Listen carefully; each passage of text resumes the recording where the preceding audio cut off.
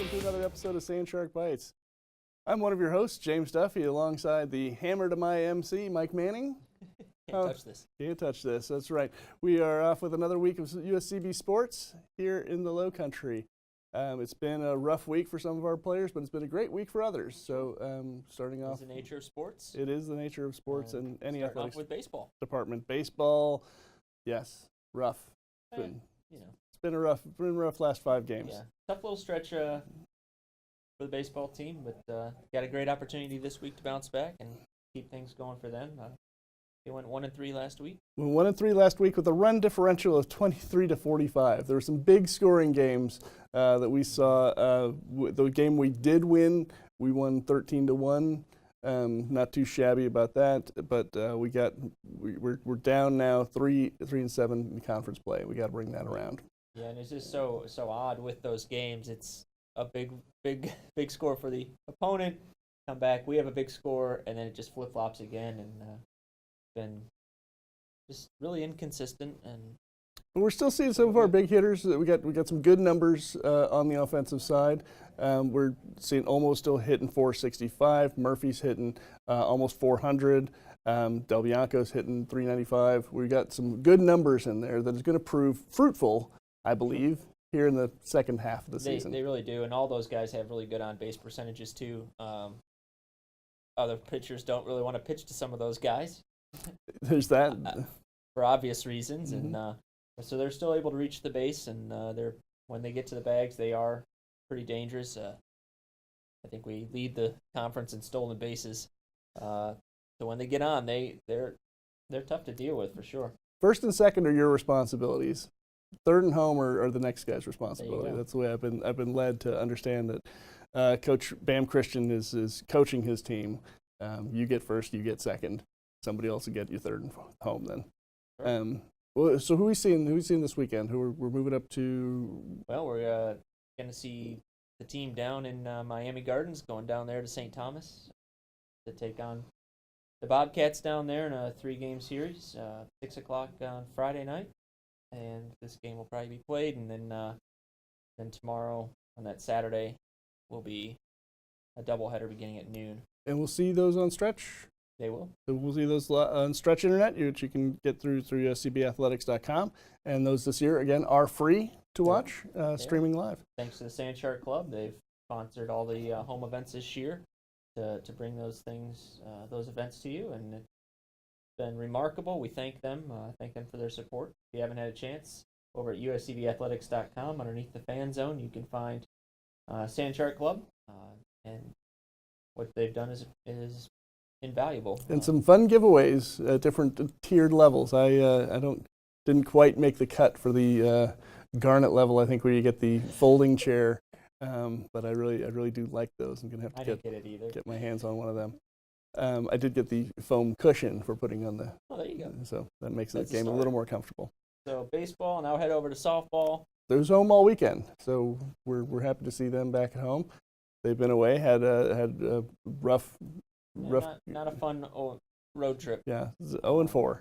Yeah, so they're going to look to get back at it. They've got some big events coming up this weekend as far as honoring people bigger than softball. Bigger than the sports. game, right? Yeah. On Sunday, we're having Strikeout Cancer Day to honor survivors and those we've lost. And that's going to be against the #1 team in the country, Georgia Gwinnett. So it's going to be a fun challenge for the girls.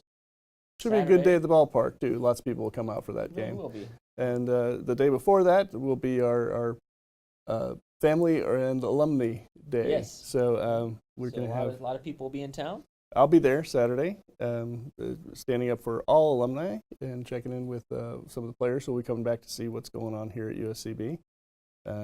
And looking forward to maybe winning some games. And that's and they've got a good opportunity. They got St. Thomas, games will have been played by the time we see this. But on the weekend, again, Ave Maria on Saturday, Georgia Gwinnett on Sunday, Alumni Day.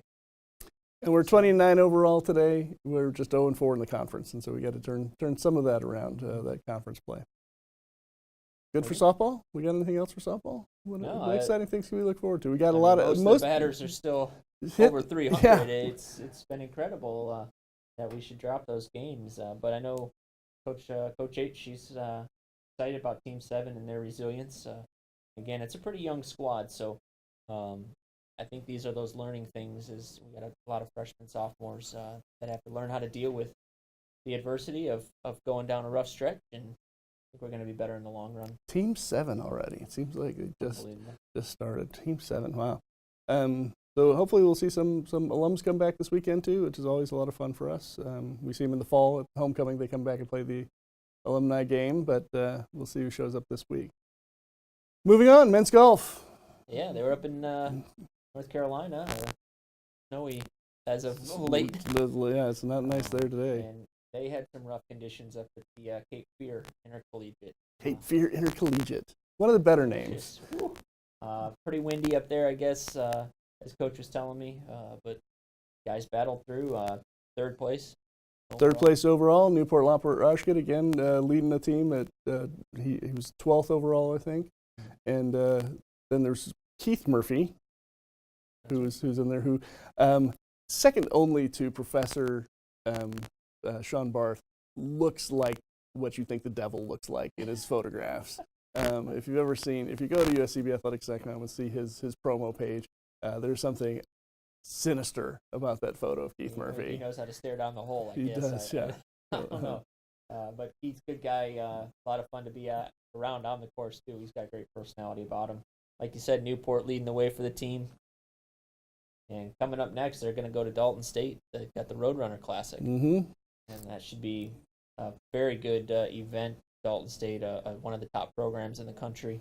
And the men's golf team going to look to keep at their winning ways. They're going to have a little time off. They get a little break between their tournaments. They get like 2 weeks. They've got a lot of prep work, and I can't wait to go out to the course the next couple of weeks and just kind of be around the guys and see what's going on out there. And as they prepare for that big event, as they're kind of tuning up for nationals and trying to get themselves ready for that. It's all coming up. You think that it still feels like we've got some time, but then we're running out of time. We got 6 weeks of classes left. Real fast. It's gonna fly past. We got graduation coming up on May 4th, and that is 44 days from today.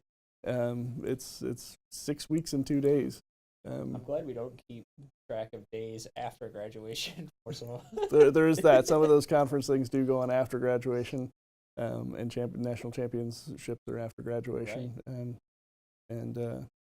Yeah, it's going to be rough, especially because we'll have some players who should be walking across the stage who won't make it to their graduation day. There. We'll have to create some way it is on with the spring road. Sports happens with the award ceremonies in the spring. Yeah, Charlie McGinnis, who the perennial student here, will be graduating this year, come hell or high water, and he won't be able to walk across the stage unless something catastrophic happens with the team. But hopefully he'll be at the Sun Conference Championships instead.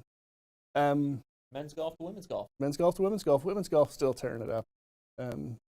Great performance against a lot of D1 teams last week at the Low Country Intercollegiate. Low Country Intercollegiate. Yeah, Low Country Intercollegiate. 15 teams, 14 of them NCAA Division I teams. Then there was us. And then there was us. Been talking to Coach before the event. Oh man, we really want to be in the top 5, finish up high. Best we can do against competition. Rough round 1, kind of slid down, but finished up 8th place. So, right in the middle. Yeah, the middle of the pack against some really good golfers that came down. It was hosted by Wofford College, so the Terriers were out there hosting down at Moss Creek. So good local event for the girls. It was fun to be out there with them. They look to be having fun. Really good. It's nice to be at home. Right, not too far of a drive, about 20 minutes from campus to Moss Creek, so that's easy for them. But we got a little highlight package for you with from that event, and you can hopefully you'll recognize players that you know there. We have no voiceover, but we have some lovely music to accompany it. All right, let's go to that. Let's go to that.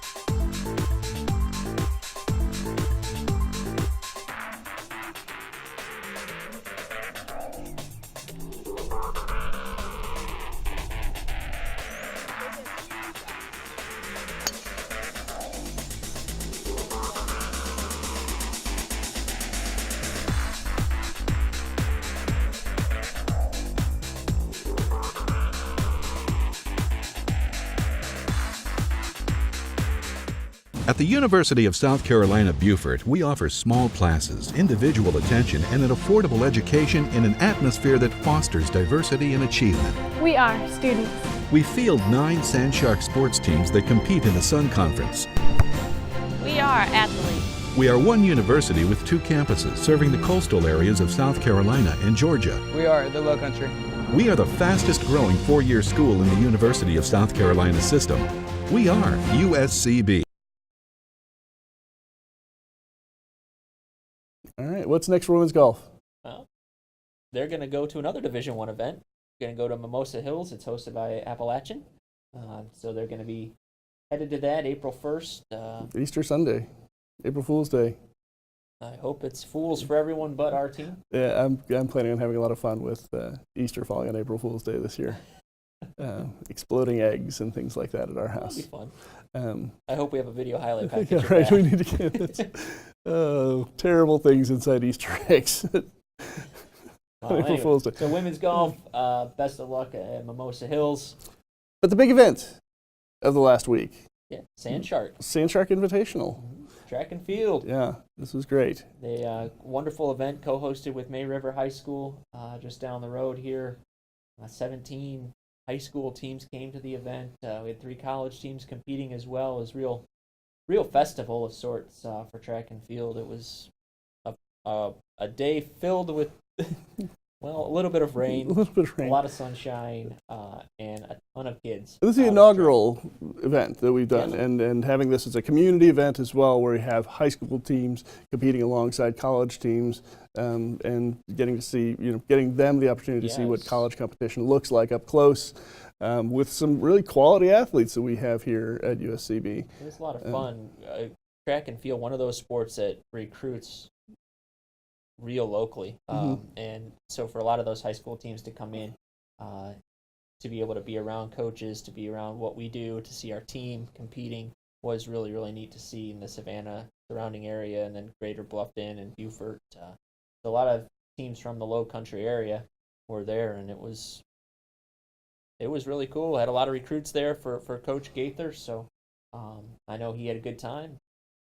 He was real proud of the results. He was. Not just the performance of the athletes, which we saw some records get broken. We saw some levels being set. But for the pole vault for the women's, we had 2 break the record.